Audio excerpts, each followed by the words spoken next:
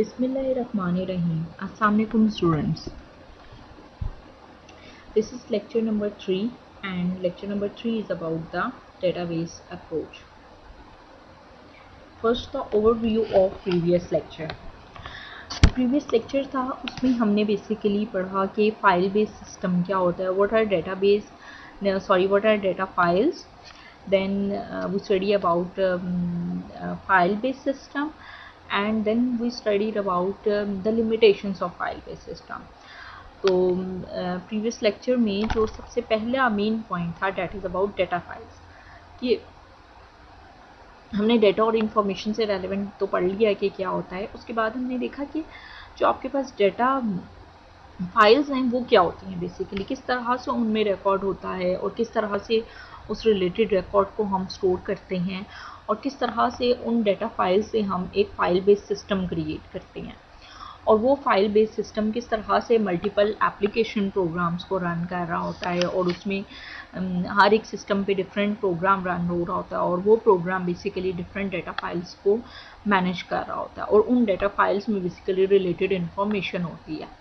जैसे हमने एक एम्प्लॉय और एक हमने स्टूडेंट वाली एग्जांपल देखी कि उसमें एक एम्प्लॉय का सिस्टम है और एक आपके पास स्टूडेंट वाला सिस्टम है और वो दोनों अपने अपने एप्लीकेशन प्रोग्राम्स रन कर रही हैं और उन एप्लीकेशन प्रोग्राम्स में मल्टीपल डेटा फाइल्स मैनेज हो रही हैं और वो डेटा फाइल्स जो हैं कुछ डुप्लीकेट डेटा फाइल्स भी हैं और कुछ हर एक सिस्टम की अपनी डेटा फाइल्स भी हैं.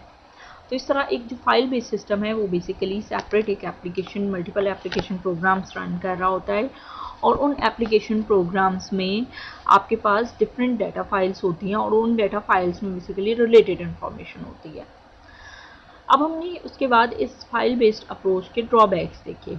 वो ड्रॉबैक्स जो थे कि सबसे मेन ड्रॉबैक उसमें कोई सेंट्रल एंटिटी या सेंट्रल रिपोजिटरी नहीं है.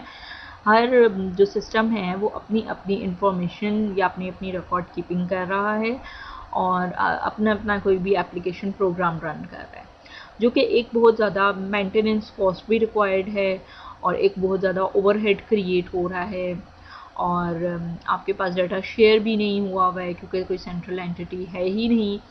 और सबसे मेन जो ड्रॉबैक था that is data redundancy and data inconsistency. जो डाटा रिडंडेंसी है वो हमने अभी जैसे बात की है कि डाटा डुप्लीकेशन, बेसिकली कि सेम डाटा जो है वो मल्टीपल सिस्टम्स के ऊपर कॉपीड है और एक तो वो स्पेस ले रहा है कॉपीड है डाटा. तो और दूसरी बात ये कि इनकन्सिस्टेंसी कैसे क्रिएट होती है डाटा रिडंडेंसी से, कि आपके पास जब मल्टीपल डुप्लीकेशन है सेम डाटा की और अगर वो कहीं एक जगह पे मॉडिफाई हो गया या अपडेट हो गया और वो किसी दूसरे रिलेटेड सिस्टम में अपडेट नहीं हुआ तो वो डाटा इनकन्सिस्टेंट हो जाएगा. इसका मतलब है कि वो डाटा सेम नहीं रहेगा. कुछ सिस्टम्स पर वो डाटा डिफरेंट व्यू हो रहा होगा जहाँ पे अपडेशन होगी और जहाँ पे अपडेशन नहीं हुई होगी वहाँ पर डाटा जो है वो कुछ और व्यू हो रहा होगा. इस चीज़ को ओवरकम करने के लिए एक database approach I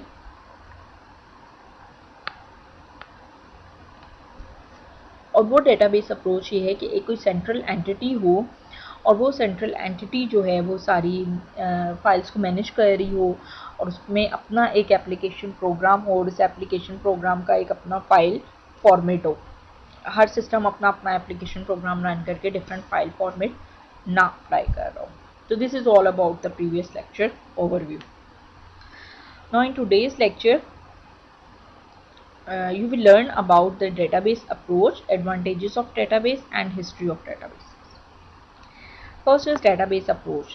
Database is basically the central repository of shared data. Data is managed by a controlling agent stored in a standardized and convenient form. Controlling agent is named as database management system, and this database management system is basically a software system that is used to create, maintain and provide controlled access to the user databases.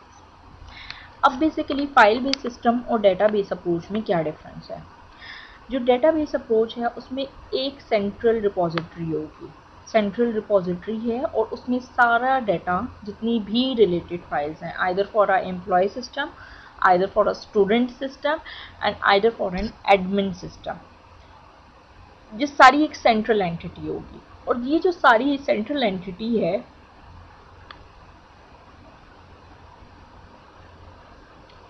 इसमें जो data manage हो रहा होगा वो basically आपके पास एक software manage कर रहा होगा, और उस सॉफ्टवेयर को हम एक कोई एजेंट बोलते हैं, कंट्रोलिंग एजेंट। और उस कंट्रोलिंग एजेंट और उस सॉफ्टवेयर क्या है, वो DBMS है, डेटाबेस मैनेजमेंट सिस्टम है। वो एक ऐसा सॉफ्टवेयर है जो डेटाबेस को क्रिएट भी करेगा, उसको मेंटेन भी करेगा, और वो एक्सेस भी प्रोवाइड करेगा यूजर्स को टू व्यू और टू मॉडिफाई और टू शेयर और टू डिलीट और to create a new record. ठीक है, तो वो जो सॉफ्टवेयर है DBMS, वो कौन सा है? लेट सपोज के माइक्रोसॉफ्ट एक्सेस है, वो एक DBMS है। ठीक है, वो एक सॉफ्टवेयर है। ये लेट सपोज के मेरे पास MySQL है, तो वो एक सॉफ्टवेयर है। लेट सपोज के SQL सर्वर है, तो वो एक आपके पास सॉफ्टवेयर है जो कि फैसिलिटी प्रोवाइड करता है टू क्रिएट द डाटा। तो ये आपके पास डिफरेंट सॉफ्टवेयर्स हैं जो बेसिकली यूज़ होते हैं create, maintain and provide controlled access to the user database.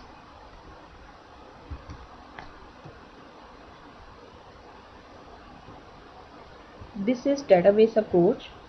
We have this DBMS database management system, and this is basically the central repository, central database that shares basically the employee, order, inventory, pricing and customer data. This is basically the central entity, and this DBMS basically stores order filing system, maintain invoicing system and maintain payroll system. In these three systems we have these files: employee, order, inventory, pricing and customer data. And the central data DBMS basically keeps the record of all these systems.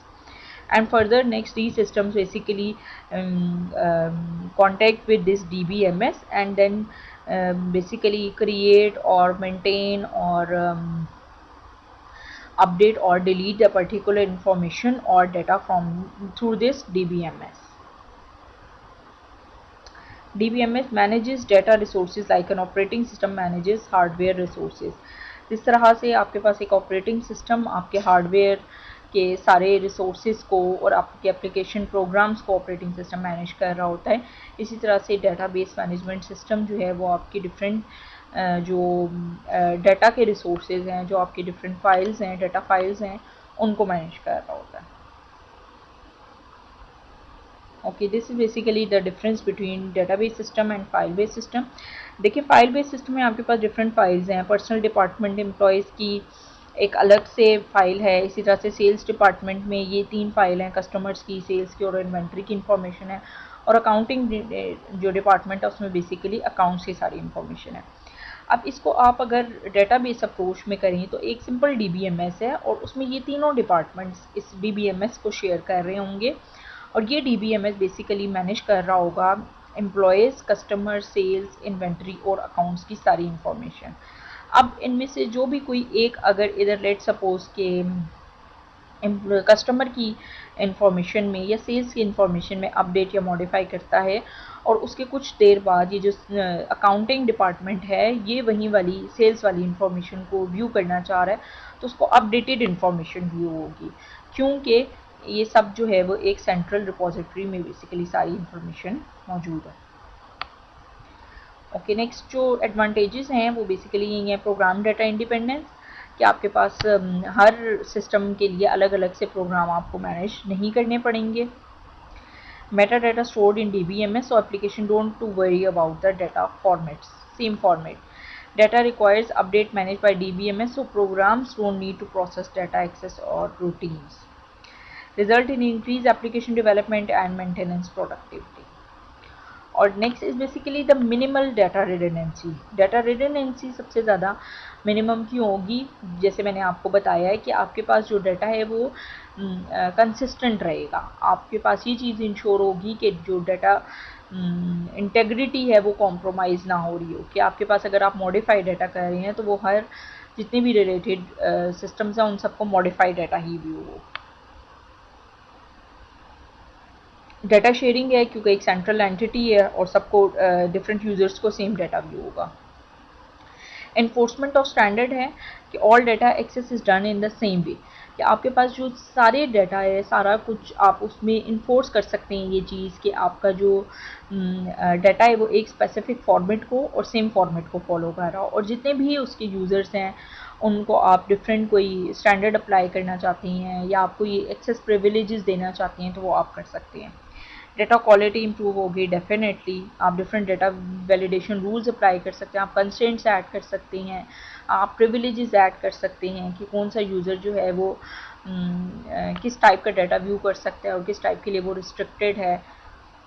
इसी तरह से better data accessibility और responsiveness है कि आपके पास जो SQL language है वो उससे बेसिकली आप डाटा को एक्सेस इजीली कर सकते हैं। एक्सेस मतलब आप रिट्रीव इजीली कर सकते हैं। Just you have to write a single query and then you can retrieve all the related information. Just you have to write a single query to update, then the whole information in a related files updated. And the main is basically security, backup recovery and concurrency, कि आपके पास जो data backup की option है और data recovery की option है वो हर DBMS provide करता है आपको टू रिकवर और to backup your specific information, and these files are also the password protected. Security measures भी अप्लाई होते हैं कि आप और डिफरेंट आप एक्सेस प्रिविलेजेस डिफाइन कर सकते हैं अपने DBMS में कि किन यूज़र्स को किस टाइप के डाटा की एक्सेस होगी और किस टाइप के डाटा की एक्सेस नहीं है। Cost of database approaches, upfront cost, installation, management cost and complexity, conversion cost and ongoing cost. It basically requires new specialized personnel, need for explicit backup and recovery, organizational conflict, old habits die hard. Okay जो cost basically database approach में है वो तीन तरह की है, आपके पास दो तरह की कॉस्ट है, एक अपफ्रंट कॉस्ट है और एक ऑनगोइंग कॉस्ट है। जो अपफ्रंट कॉस्ट है वो बेसिकली इंस्टॉलेशन की और उसकी कन्वर्जन कॉस्ट है कि फॉर एग्जांपल आप एक फाइल बेस्ड सिस्टम से कन्वर्ट हो रहे हैं किसी भी DBMS में। और जो ऑनगोइंग कॉस्ट है वो बेसिकली आपके पास नई कोई आपके पास अपडेटेड वर्जन आ जाता है, फॉर एग्जांपल आपके पास ओरेकल का एक अपडेटेड वर्जन आ गया, then you have to switch over that version and then you have to trained or you have to hire a new specialized person in order to work on that new version. And also there is a need for backup recovery, explicit backup and recovery. तो उन चीज़ों की जो cost है या जो आपके पास measures हैं वो होंगी। जो अपफ्रंट कॉस्ट है वो बेसिकली इंस्टॉलेशन और आपकी जो उस टाइम के ऊपर कॉम्प्लेक्सिटी है, मैनेजमेंट है, उन चीज़ों की कॉस्ट है। लेकिन जो आपके पास ऑन गोइंग कॉस्ट है वो बेसिकली कि आपके पास साथ साथ अगर कोई एक नया वर्जन आ रहा है, साथ साथ जो आपको कोई सिक्योरिटी की नीड होगी है तो आप उसमें कोई सिक्योरिटी पैरामीटर ऐड करना चाह रहे हैं नया, या आप कोई बैकअप या रिकवरी का कोई नया फीचर ऐड करना चाह रहे हैं, तो this is on going cost. और ऑर्गेनाइजेशनल के कॉन्फ्लिक्ट्स क्या आते हैं बेसिकली डेटाबेस अप्रोच को फॉलो करते हुए। पहले ये कॉन्फ्लिक्ट आया कि जो है ये फाइल बेस्ड सिस्टम ही ठीक है। बेसिकली जब भी कोई एक नया सिस्टम आता है उसको अडॉप्ट करने में कुछ ना कुछ थोड़ा बहुत टाइम लगता है। वो टाइम इसलिए लगता है क्योंकि old habits die hard. Okay, next is basically the history of database system. In early 1950s and 1960s आपके पास जो डेटा प्रोसेस होता था वो बेसिकली मैग्नेटिक टेप्स यूज़ होती थी स्टोरेज के लिए, और या फिर आपके पास पंच कार्ड्स यूज़ होते थे। फिर late 1960s and early 1970s में आपके पास हार्ड डिस्क आ गई। डेटाबेस में आपके पास नेटवर्क और हायरार्किकल डाटा मॉडल्स रिप्रेजेंट हुए। टेडकॉट आपके पास रिलेशनल डाटा मॉडल हो गया, आपके पास ACM ट्यूरिंग अवार्ड आया और high performance for data transaction processing. Basically आपके पास रिलेशनल डाटा मॉडल इंट्रोड्यूस हो गया था इन late 1960s and 1970s। 1980s में आपके पास एक SQL जो है वो एक इंडस्ट्रियल स्टैंडर्ड के तौर पर आया। पैरेलल डिस्ट्रीब्यूटेड डेटाबेसेस का कॉन्सेप्ट आया। ऊप आ गई आपके पास ऑब्जेक्ट ओरिएंटेड डेटाबेस सिस्टम। और 1990s में आपके पास बेसिकली वेब कॉमर्स और आपके पास ये PHP एंड अपाची सर्वर्स और वेब सर्वर्स से रेलेवेंट जितने भी आपके पास डेटाबेसेस थे वो इंट्रोड्यूस हुए। और अर्ली 2000 में आपके पास XML और XQRIs आ गई, ऑटोमेटेड डेटाबेस एडमिनिस्ट्रेशन होगी। और लेटर 2000 पे आपके पास ये गूगल जो जाइंट डाटा स्टोरेज सिस्टम है, याहू है, अमेज़ॉन है, जिनमें एक huge amount of data store कर सकते हैं और उसको प्रोसेस और जो है वो आप उस सारे डाटा को मेंटेन कर सकते हैं. This is all about this lecture, database system.